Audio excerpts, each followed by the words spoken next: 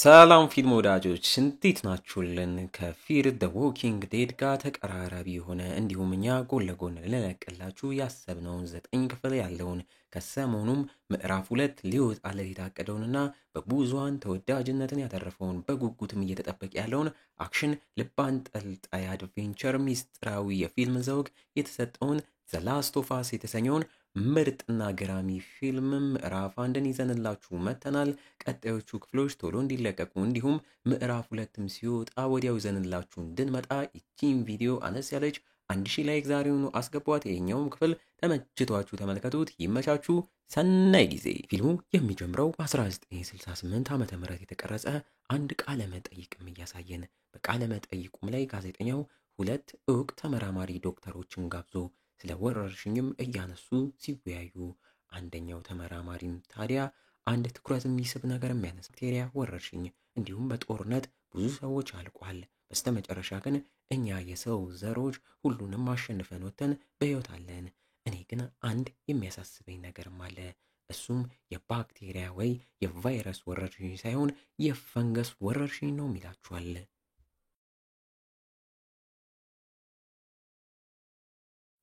ጋዜጠኛው እንዲሁም አብሮት ያለው ሌላኛው ተመራማሪም በሚሰሙት ነገር እየተገረሙ ፈንገስ እንኳን ሰዎችን ሊያጠቃ እንኳን ሊገል ቀርቶ ራሱን በሕይወት ለመቆየት ይከብደዋል፣ ያ በጭራሽ ሊሆን አይችልም ቢሉትም ይህ ተመራማሪ ግን ፈንገስ አሁን ላይ ተመልከቱት፣ በጉንዳኖች ውስጥ አንዴ ከገባ ሙሉ ሰውነታቸውን በተለይ ደግሞ ጭንቅላታቸውን ተቆጣጥሮ የፈለገውን ያስደርጋቸዋል። ምግብ ከፈለገም በጉንዳኖቹም ጭንቅላት አድርጎ የሚፈልገውን ያገኛል። ታዲያ አሁን ላይ ፈንገስ ብርድም አይችልም። ይህንን አውቃለሁ።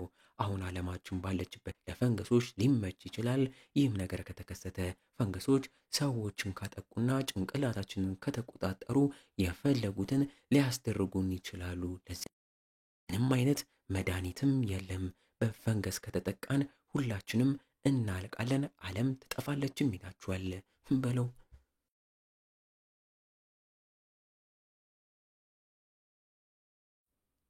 በቀጣይም ትዕይንቱ ወደ 2003 ዓመተ ምህረትም ወስዶን አንዲት ሳራ የተባለች ታዳጊም ከእንቅልፏም እየነቃች ዛሬ የአባቷ የ36 ዓመት ልደት በዓልም ስለሆነ አባቷንም ቀስቅሳ ቁርስም ፓንኬክ ሰርታለት እየተመገቡ አጎቷ የአባቷ ወንድም ቶሚ የተባለውም ግለሰብ ተቀላቅሏቸው አባቷ ጆኤልም ከስራ በኋላ ሲመለስ ዛሬ ማታ ኬክ ይዞም እንደሚመጣና ልደቱንም በደንብ እንደሚያከብሩም እየነገረ ቃል ገብቶላት ወደ ትምህርት ቤትም ሊወስዷትም ሲወጡ ሳራም ሳትታይ ወደ አባቷ ክፍልም ገብታ የተበላሸውን የአባቷን ሰዓትና እሱም ሳያት ጥቂት ገንዘብም ሰርቃም ወጥታ ጎረቤቶቻቸውን ሰላም እያሉ በሬዲዮም ጃካርታ የተባለችው ቦታም ላይ ብጥብጥ ነገር ተነስቷል የሚል ዜናም እየሰሙ ጉዞ ወደ ትምህርት ቤቷም ያደርጋሉ። ሳራም ከትምህርት መልስ ወደ 1 ሰዓት መጠገኛ ሱቅም አምርታ የተበላሸውን የአባቷን ሰዓትም ለሰሪውም ሰታ በአባቷ በር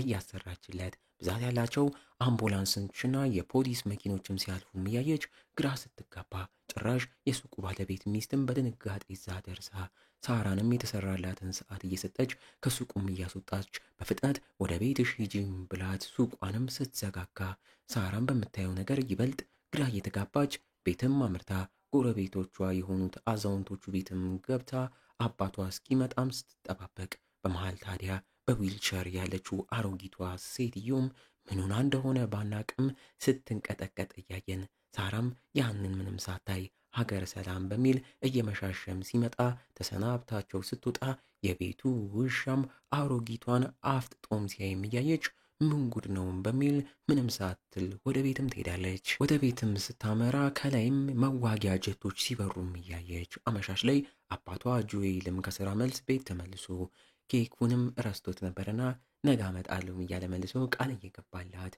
ያሰራችለትን ሰዓትም እንደ ስጦታም ለልደቱም ሰጥተው በራሱ ብር እንደሆነም እየነገረችው ያመጣችውን ፊልምም ከፍታ በሰላም ልደቱንም አክብረው ሳራም እንቅልፍ በወሰዳትም ሰዓት የጆኤል ወንድም ቶሚም ለጆኤልም ደውሎለት በጸም ምክንያት መታሰሩንና በዋስ እንዲያስፈታው እየጠራው አሁን ካልመጣክልኝ አርብ ስለሆነ ቅዳሜና እሁድ እዚሁ ሊያቆዩኝ ይችላሉ፣ ቶሎ ናለኝም ስላለው ጆኤልም እየተበሳጨበት ልጁንም ማስተኝቷት ወደ እሱም ያመራል። ከቆይታም በኋላ ሳራም ከተኛችበት ውጪ ባለ ጋጋታም ደንግጣም ነቅታ ምን እንደሆነ ለማጣራት ስትጥር የጎረቤታቸው ውሻ እንደሆነም አይታ ግራ ተጋብታ ወደ ቤቱም ልትመልሰው ስትል አልፈልግም በሚል ታግሏት አመልጧትም ይሄዳል።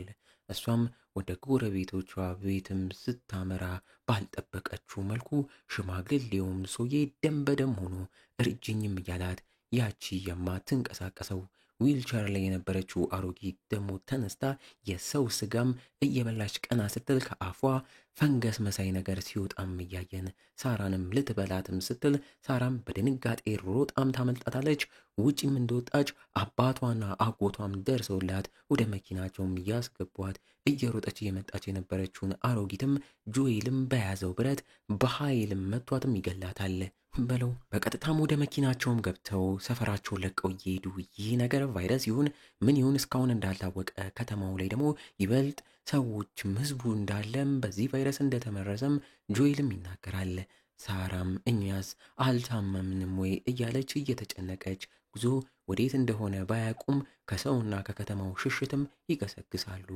በመሃልም መንገዳቸውም ላይ ከላይ ያሉ ሁለት አይሮፕላኖችም ሲከሰከሱም እያዩ እንዳለ መንገድም እንደተዘጋጋም እየተመለከቱ ታዲያ ጆኤልም አሜሪካ እንዳለ ተመረዛለች፣ ይቺን ከተማ ይቺን ሀገር ለቀን ወደ ሜክሲኮ መሄድ አለብን እያለም እየተናገረ ቶሚም በሚያውቀው በሌላ መንገድም አድርጎ ሊወስዳቸው ቢታገሉም ቦታው እንዳለ ቀውጢም ሆኖ ሰውን እየበላ ከዛም ባለፈ አንድ ቦምብም ከየት መጣ ሳይባል እነሱ ያሉበት ቦታም ላይ ፈንድቶ መኪናቸውም ትገለባበጣለች። በዚህም ሳራ እግሯ ላይም ስትጎዳ ጆኤልም እንደምንም ጎትቶም ከመኪናውም አውጥቶ አቅፏት ወንድሙ ቶሚም በዛኛው አቅጣጫም ስላለ ወንዙ ጋር እንገናኝም ተባብለውም ይሸሻሉ። አንድ በፈንገስ የተጠቃም ግለሰብም ጆኤልንና ሳራን ማይቷቸው በሚገርም ፍጥነት ሊበላቸው እያሯሯጣቸው ይከተላቸዋል። ጆኤልም ልጁን አቅፎም ይሸሻል። አንድ ወታደርም ደርሶላቸው ያንን የተጠቃውን ግለሰብ ሾቶም ገሎት እነ ጆኤል ላይም ሊተኩስ ሲል እኛ አልተጠቃንም አልታመምንም ቢሉትም በመነጋገሪያው በኩል ሁለት ያልታመሙ ግለሰቦችን አግኝቻለሁ እያለ አለቃውን ሲያናግረው ግደላቸውም ተብሎም ታዞም እዛው ሲተኩስባቸው ጆኤልም ልጁን ይዞ ሊያመልጥም ሲታገል እዛው ቶሚም ደርሶላቸው ወታደሩንም ገሎም ያተርፈዋል። በሚያሳዝን መልኩ ግን ሳራ በጥይት ተመታም ነበርና ክፉኛም እየደማች አባቷም ምንም ሊያደርግላትም ሳይችል ቀርቶ አይኑ እያየ አቅፏት እያነባም ይሰናበታታል። በቀጣይም ትዕይንቱ ከ20 ዓመታትም በኋላ ይህ ከተፈጠረ ድፍን 20 ዓመታትም አልፈው 2023 ዓመተ ምህረት ላይም ሙሉ ዓለም ጠፋች በሚል ደረጃም ጠፍታ እየተመለከትን ቦስተን የተባለች ከተማም ላይ እያየን ከተማዋ ሙሉ ወደ አድማና እላያም ላይ ሳርና ጫካም በቅሎ አንድ ሕፃን ልጅም ብቻውን በጫካው ሲጓዝም ቆይቶ ያገኙት ሁለት ወታደሮችም ወደ ጣቢያቸው አስገብተውት የአንገት ላይ መሳሪያ ተጠቅመው በዛም መሳሪያም አድርገው መርምረውት ቀይ ምልክትም ሲያዩ በፈንገስ እንደተጠቃም አውቀው እዛው በመርፌም አድርገው እንደሚገሉትም ሳይነግሩት ሲገሉትም እናያቸዋለን። በለው ታዲያ ሬሶቹም ወደ አንድ ቦታም እየተወሰዱ እንደሚቃጠሉም እያየን ጆኤልም በቀን ስራ ሰራተኝነት እየሰራም ከ20 ዓመታት በኋላ እንዲህ ወርዶም እየተመለከት ነው።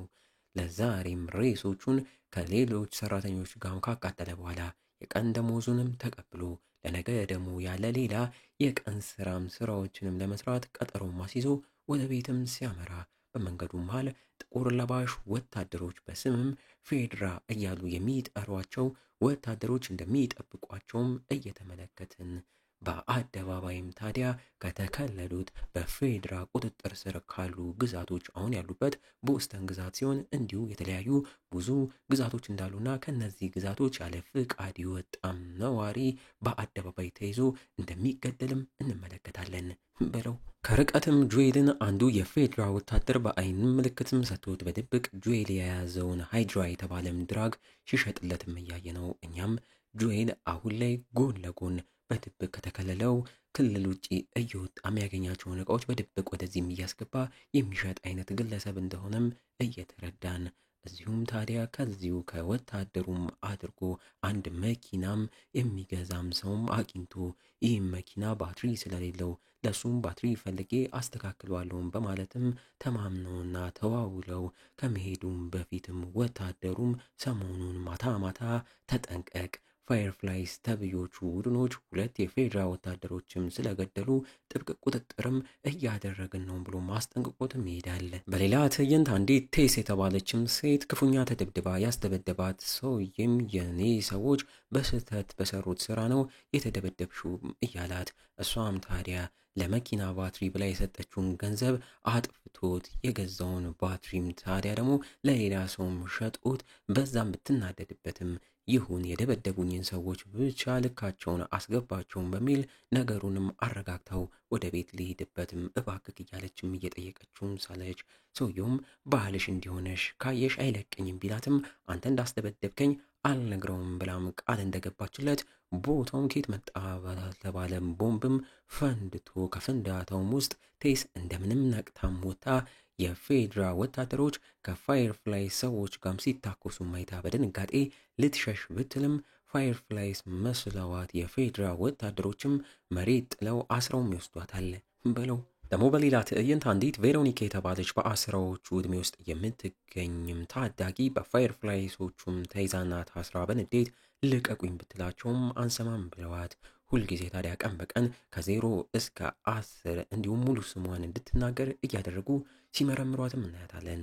ጆኤል ጋር ስንመለስ አንድ የሬዲዮ መስመርን ጠልፎ በሬዲዮ በኩል ውጪ ካሉ ሰዎች ጋም የሚነጋገር ግለሰብ ጋም አምርቶ ያመጣለትን ሲጋራም ሰጥቶት በዛም በኩል ላለፉት 3 ሳምንታት ከወንድሙ ቶሚም ምንም አይነት የሬዲዮ መልእክትም ስላልመጣ ጆኤልም ተጨንቆ የሬዲዮ ማስተላለፊያው ታወርም ተበላሽቶም ሊሆን ይችላልም በሚል ሳይፈቀድለት ከተከለለው ክልልም ወጥቶ ያንን ታወርም ለማስተካከልም አስቦ የታወሩ ቦታ መገኛንም ጠይቆም ይወጣል። ቤትም ተመልሶ በካርታም ላይ እንዴት ታወሩ ወደሚገኝበት ቦታም ላይ እንደሚያመራም እቅድ አውጣቶ ለእንቅልፉም መድኃኒት ውጦ መጠጥም ጠጥቶ ለጥ ብሎም ይተኛል። ሌሊት ላይም አስቀድመን ያየናት በፌዴራል ተይዛ የነበረችው ሚስቱ ቴስ እንደሆነችና አሁንም ተፈታ ቤትም ተመልሳ ከጎኑም ስተኛም እናያታለን።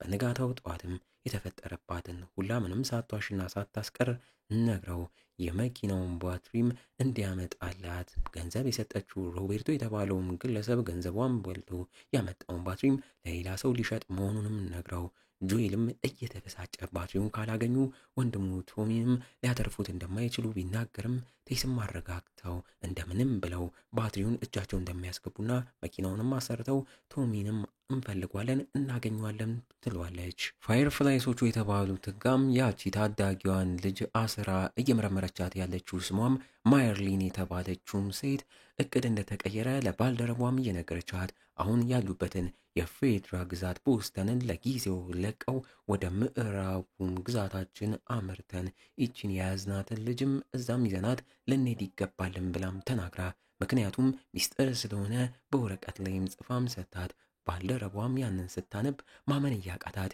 የምር እንደሆነም ጠይቃም አረጋግጣ እንደዛ ከሆነ ይቺን ታዳጊ ልጅ ግዴታ ምንም ቢፈጠር ወደ ምዕራብ ወደኛም ግዛት ይዘናት ልንሄድ ይገባልም እያለች ትናገራለች።